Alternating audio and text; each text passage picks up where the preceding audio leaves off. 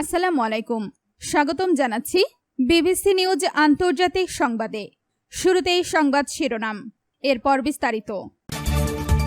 আবারও মধ্যরাতে মোদির ভিডিও বার্তা, বললেন বন্ধুরা ধন্যবাদ। কলকাতার রাজপথে ছাত্রদের ঢল।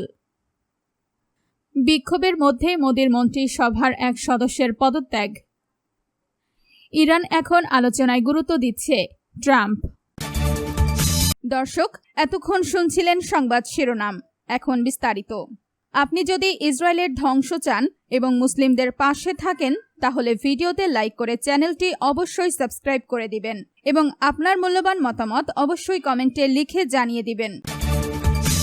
আবারও মধ্যরাতে মোদির ভিডিও বার্তা, বললেন বন্ধুরা ধন্যবাদ। ভারতের প্রধানমন্ত্রী নরেন্দ্র মোদী প্রশ্নপত্র ফাঁস ও পরীক্ষা ব্যবস্থার সংস্কার নিয়ে প্রকাশিত তার ভিডিও দেখার জন্য এবং গুরুত্বপূর্ণ পরামর্শ দেওয়ার জন্য দেশের তরুণদের ধন্যবাদ জানিয়েছেন। শুক্রবার 24 জুলাই মধ্যরাতে ইনস্টাগ্রামে প্রকাশিত এক ভিডিও বার্তায় তিনি জানান, তার বক্তব্যে যেভাবে শিক্ষার্থী ও তরুণরা ইতিবাচক সাড়া দিয়েছেন তাতে তিনি আনন্দিত।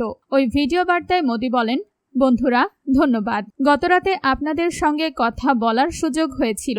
আপনারা আমার ভিডিওটি দেখে যেভাবে ইতিবাচক মতামত ও পরামর্শ দিয়েছেন তার জন্য সবাইকে আন্তরিক ধন্যবাদ। আপনাদের ভালোবাসা ও সমর্থন যেন এভাবেই থাকে আর আমাদের এই সম্পর্ক আরও দৃঢ় ও সক্রিয় হয়ে উঠুক। ভিডিওটির ক্যাপশনে লেখা ছিল, গতকালের ভিডিওটি দেখে মূল্যবান পরামর্শ পাঠানো সব তরুণকে ধন্যবাদ। কড়া আইন আনার ঘোষণা। আর একদিন আগে পরীক্ষার প্রশ্নপত্র ফাঁস রোধে সরকার আরও কঠোর ব্যবস্থা নেওয়ার ঘোষণা দেন প্রধানমন্ত্রী মোদী। সাম্প্রতিক নিট পরীক্ষায় অনিয়মের অভিযোগ এবং দেশজুড়ে বিক্ষোভের প্রেক্ষাপটে তিনি এই উদ্যোগের কথা জানান।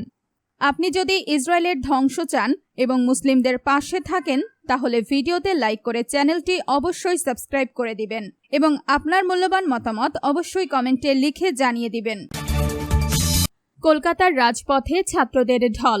ভারতের চিকিৎসা শাস্ত্রে স্নাতক পর্যায়ের ভর্তি পরীক্ষা নিয়ে চলমান বিতর্ক এবং কেন্দ্রীয় শিক্ষা ব্যবস্থার স্বচ্ছতার দাবিতে এবার কলকাতার রাজপথে দেখা গেল বড় ধরনের ছাত্র সমাবেশ। শুক্রবার 24 জুলাই শিয়ালদহ থেকে ধর্মতলা পর্যন্ত বামপন্থী ছাত্র সংগঠনগুলোর ডাকা মিছিলে বিপুল সংখ্যক শিক্ষার্থী, যুবক এবং বিভিন্ন আন্দোলনের সমর্থকেরা অংশ নেন। পৃথক কর্মসূচির অনুমতি না পেলেও বিভিন্ন সংগঠনের আন্দোলনকারীরা শেষ পর্যন্ত এই মিছিলে যোগ দিয়ে একসঙ্গে অবস্থান নেন। দিল্লিতে চলমান ছাত্র আন্দোলনের প্রভাব দেশের অন্য শহরগুলোতেও ছড়িয়ে পড়েছে। কলকাতার এই কর্মসূচি তারই একটি গুরুত্বপূর্ণ উদাহরণ হিসেবে দেখা হচ্ছে। আন্দোলনকারীদের দাবি, পরীক্ষা ব্যবস্থায় স্বচ্ছতা নিশ্চিত করতে হবে এবং সাম্প্রতিক অনিয়মের অভিযোগের পূর্ণাঙ্গ তদন্ত করতে হবে। একই সঙ্গে কেন্দ্রীয় শিক্ষামন্ত্রীর পদত্যাগের দাবিও তুলে ধরা হয়। শুক্রবার সকাল থেকেই শিয়ালদহ স্টেশন সংলগ্ন এলাকায় শিক্ষার্থীদের জমায়েত শুরু হয়। সময় গড়ানোর সঙ্গে সঙ্গে মিছিলে অংশগ্রহণকারীর সংখ্যা বাড়তে থাকে। বিভিন্ন শিক্ষা প্রতিষ্ঠানের ছাত্রছাত্রী ছাড়াও সাধারণ মানুষও এতে অংশ নেন। মিছিলটি শিয়ালদহ থেকে ধর্মতলার দিকে অগ্রসর হলে রাজপথ জুড়ে সৃষ্টি হয় দীর্ঘ জনস্রোত। মিছিলে অংশ নেওয়া অনেকের হাতে ছিল বিভিন্ন ধরনের প্রতিবাদী ফেস্টুন ও প্ল্যাকার্ড। কেউ কেউ মুখোশ পরে অংশ নেন। নানা স্লোগানে মুখর হয়ে ওঠে পুরো মিছিল। আন্দোলনকারীদের ভাষ্য, দিল্লিতে যে আন্দোলন চলছে তা শুধু একটি শহরের বিষয় নয়, বরং দেশের লাখো শিক্ষার্থীর ভবিষ্যতের সঙ্গে জড়িত। তাই দেশের বিভিন্ন প্রান্তের শিক্ষার্থীদেরও এই বিষয়ে সরব হওয়া প্রয়োজন। জানা গেছে, আন্দোলনে অংশ নেওয়া কয়েকটি সংগঠন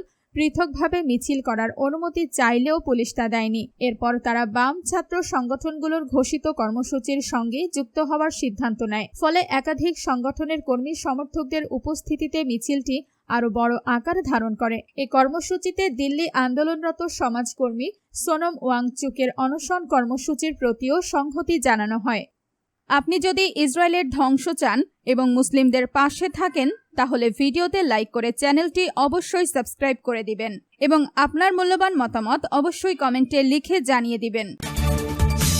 বিক্ষোভের মধ্যেই মোদীর মন্ত্রিসভার এক সদস্যের পদত্যাগ। ভারতের কেন্দ্রীয় রেল এবং খাদ্য প্রক্রিয়াকরণ শিল্প প্রতিমন্ত্রীর পদ থেকে পদত্যাগ করেছেন পাঞ্জাব প্রদেশের বিজেপি নেতা রাভনীত সিং বিট্টু।